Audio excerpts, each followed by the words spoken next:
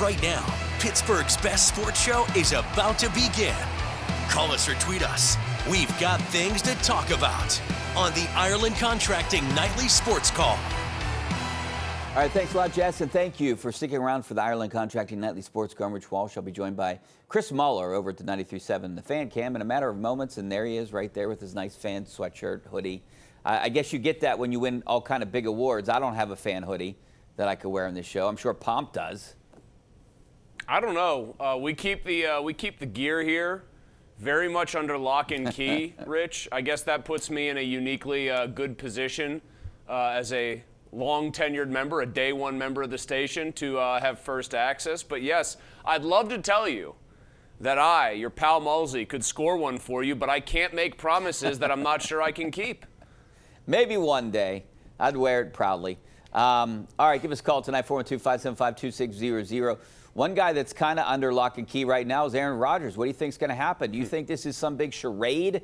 He comes out. Here's my theory. Listen to me. I'm gonna kind of like spell it out. He comes out and talks on a Wednesday, right, with Mason Rudolph. When we've seen this situation before covering the Steelers, both quarterbacks wouldn't talk on a Wednesday.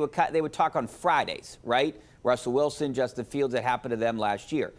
Then he was out at practice, didn't practice yesterday, practiced today, limited capacity, but out there with the cameras on. I guess we're going to see what happens tomorrow, but I kind of have a feeling, that this is going to be Mason Rudolph's game on Sunday.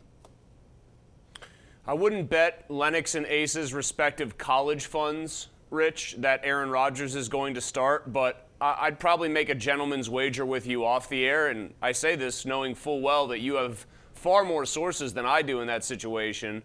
I would make a gentleman's wager for perhaps a small amount of money or a greens fee that Aaron Rodgers is going to play on Sunday, and he's going to be the man unless he gets knocked out of that game for one simple reason. He talked yesterday, Rodgers did, and he seemed downright chipper. And he seemed like a guy who had some hop in his step. He was answering everything pretty pleasantly, and we've seen when he's in a bad mood, he can be pretty terse with people. I thought he was expansive. I thought he was, by his standards, kind of gregarious. He was cracking jokes, apparently, about Mason Rudolph. Yeah. He was waxing poetic about just about everything. And we know how much the Bears game and playing the Bears means to him. Mike Tomlin can try to poo-poo it all he wants, but we know that's nonsense.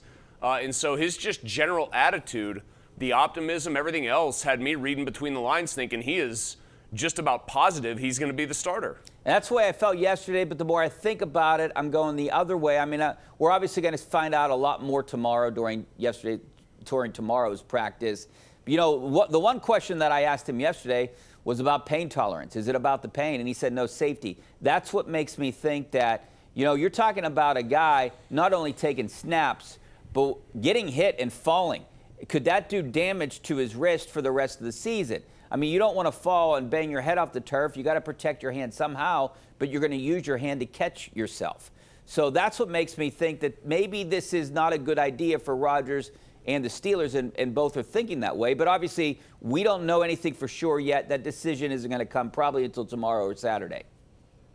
I mean, I personally would tell you this. If they think that there's a risk of damaging it further and they think that even with a brace, there's the obvious risk of just during the normal course of play in a football game, Rodgers exacerbating this injury, then I would start Rudolph. And the thing that concerns me, I guess, about the idea that Rodgers started is, one, he wasn't any better. In fact, he was worse than Rudolph ultimately in that game. Rudolph, I think, in a pinch can absolutely come in and win you a football game even on the road. He did it in Seattle a couple of years ago in impressive fashion. He was pretty darn good in the rain in Baltimore in a monsoon 2 weeks after that. If Rodgers is compromised in terms of how he's trying to play, Rich, i.e. he's getting the ball out too quickly, he's not looking downfield because he doesn't want to take those hits, because he doesn't want to fall and brace himself on that wrist, then I think it's going to be the detriment of an offense that I don't really think can try to play sort of with one hand, literally and figuratively tied behind its back.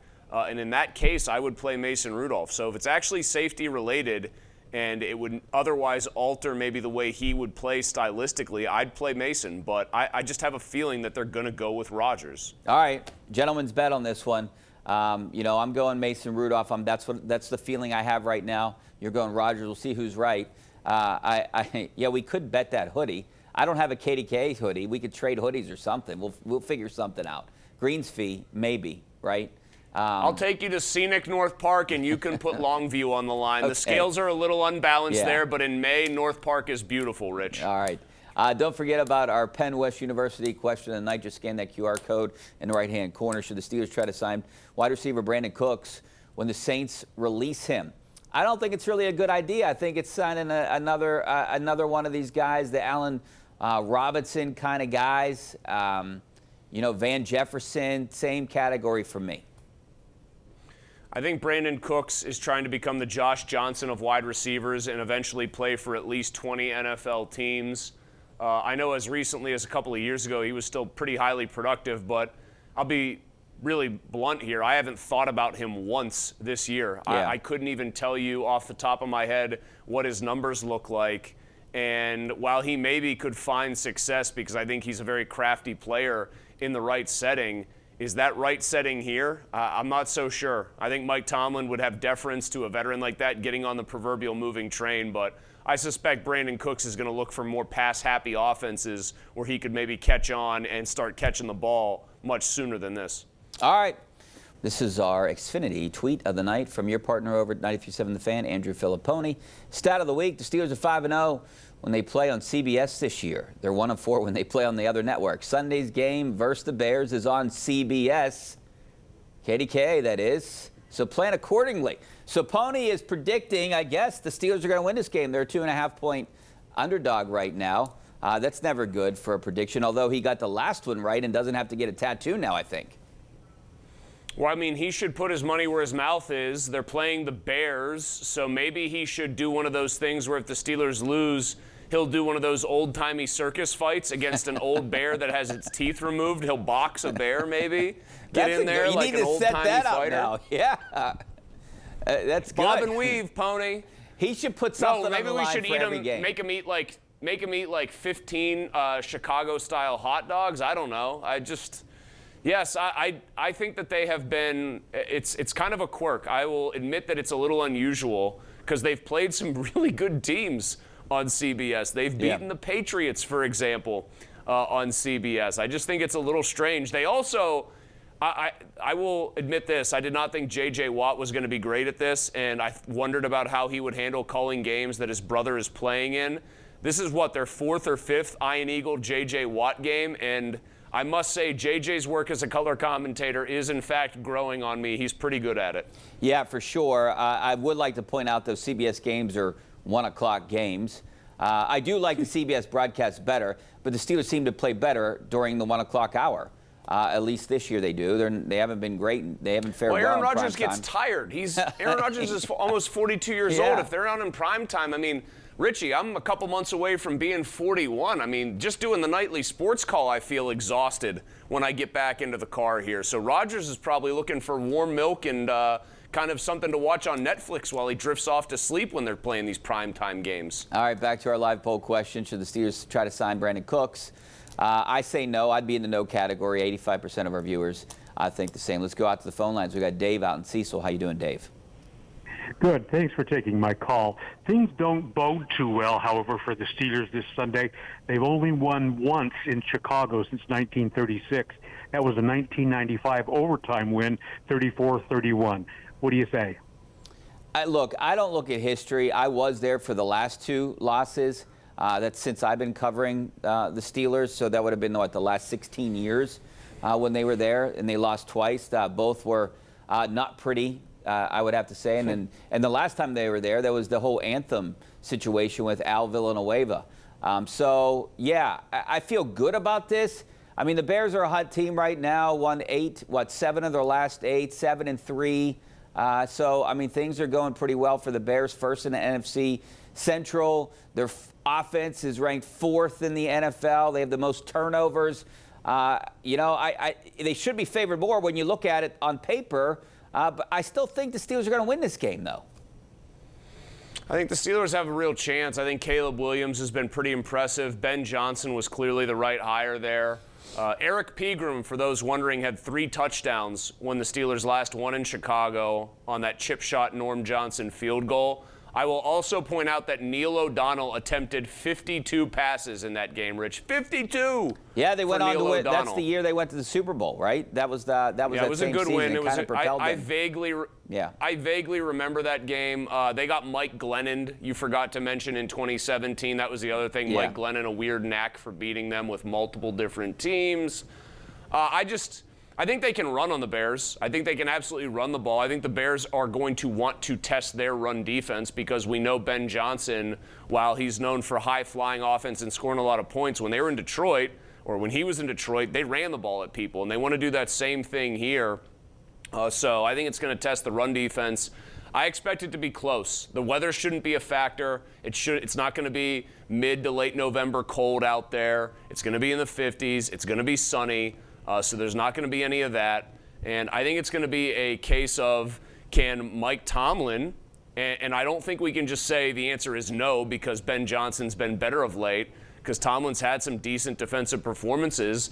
Can he match wits and come out on top? I also think, Rich, the other big X factor here, Steelers defense versus that offense, was the move to put Jalen Ramsey just at free safety and just let him kind of run the show back there and not have him be sort of the queen on the chessboard. Ultimately a stroke of brilliance by Mike Tomlin, because they don't look like world beaters yet, but they look like a much more controlled side of the ball since Ramsey moved back there. And we saw a better version of James Pierre, at least in the last game. I know Darius Slay is going to start, but I thought I was somewhat surprised and impressed with the way Pierre played, especially that one ball on the third down where he had blanket coverage on Jamar Chase. He was good. James Pierre has shown me a little something too as far as his abilities. Do you remember John DeGroat from Pitt? Do you remember yes. junior college transfer? Yeah. Remember what used to happen with him? He was not very good, even though they had brought him over to be a starter. So they'd play him the first 2 minutes of the game and the first 2 minutes of the second half and then generally yank him out of there. If I were Darius Slay, I would be worried about that shepherd's hook coming to get me very early in this game if I allowed a completion. That he might get the DeGroat treatment, or even before that, the Torrey Morris treatment that Pitt basketball used to dole out. Yeah, and I'm picking the Steelers not knowing who the quarterback is. Usually when you're losing your starting quarterback, you don't have so much faith. But I still think if Mason Rudolph is the guy, I'm still picking the Steelers. Are you on board with the idea that has taken hold in this city in the last, 72 hours, that Mason should just be the guy anyway? I mean, he has a shocking amount of public support as far as people just think he's the better option at quarterback. No, I'm not on board with that, but I was around the team when he took over in 23, and it felt different. Being in the locker room, on the buses, on the planes, with the Steelers entourage, you could just feel that there was something different or special going on with him. Now, look, he wasn't a world beater. They needed to win 3 games, and they won 3 games. They lost in the playoffs, obviously. He helped them win the last game. I think the big part of that game, though, was Kyle Duggar with the interception really turned things around. And then Mason Rudolph just won the game for him at that point, didn't lose the game for him. But I have faith in him. I don't think he's a better quarterback than Aaron Rodgers right now, but I have faith that he can win this game. And I say this because I think the team believes in him and they rally around him. And he was the guy before Aaron Rodgers signed here. So all the people on offense, the receivers, the tight ends, and the offensive line worked extensively with him in the offseason.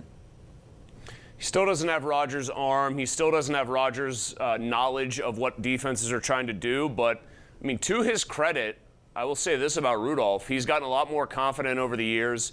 He'll drop back, stand there in the pocket, and make sure he gets rid of the ball by and large. I think his pocket sense has gotten better. He doesn't have an unbelievable arm, like I just said, but that throw to Wilson on a nice concept where Wilson's on a deep out and the ball just kind of drops right in there, right when it's supposed to be there, I think that's what Rudolph does well. So in a pinch, I think he can win you a game or 2, maybe 3 like we all saw in 2023. But I think maybe the bigger story here, Rich, is that most people, even people who think Rodgers is better, think that the difference between the two is pretty negligible. Yeah, I don't. My biggest advice is throw it to Darnell Washington as many times as you can. The guy is unstoppable. I interviewed him today. He's like 9 feet tall. He says he's 311 pounds. He told that to, I think, Amon-Ra St. Brown on the St. Brown Brothers podcast, I believe it was. I think he's heavier, Rich. Yeah. I think he was fibbing. I think he's closer to 320. He is a physical freak. They also, it's weird, his emergence and how kind of fun and highlight reel worthy the plays are when he catches the ball in space has obscured or obfuscated the fact that Jonnu Smith is just completely out to sea in this offense. Like, I just don't think they have any real designs on using him, but yet he still outsnaps Freiermuth and Washington, at least in the last game. That's a head scratcher. I think they got to get Freiermuth the ball more. I also might be in like the distinct minority here. I would like to see Roman Wilson continue to force his way into more targets. I mean, I think of all the things we talk about with this offense, number 10 actually continuing to earn Aaron Rodgers' trust and maybe getting 6-7 targets for 4 or 5 catches a game is something that could actually open up a new dimension for them. Yeah, I don't disagree with any of those points. Let's go right back out to the phone lines. We got Mike out in Columbus. What's up, Mike? Hey, how you guys doing tonight? Good, thanks. Thank you. Anyways, why did the Pirates re-sign Jack Sawinski? Hey, great question. I want to ask Chris this. Why? Why in the world? I mean, they avoid arbitration with Jack Sawinski, who bats like 89. I don't know, because somewhere in that bat is probably 25 to 30 home runs. The problem is the Pirates ruined him, in my opinion, a couple of years ago, and I don't know, maybe they're trying to see that project through to fruition, but they tried to make him into some sort of disciplined hitter when they should have made him Rob Deere 2.0 and just lived with it, but they couldn't help themselves to try to make that guy more selective. You know what the advice, I've said this a million times, always should have been to Jack Sawinski, like from a hitting coach? Hey, Jack, see ball, hit ball, and then live with the consequences. Yeah, and it would help if they had better hitters around them, too. All right, thanks a lot, Chris. I appreciate. And if you want to get your opinion heard, don't forget to tune in to the Ireland Contracting Nightly Sports Call tonight at 10:35 on KDKA+. We do it every night after the 10 o'clock news.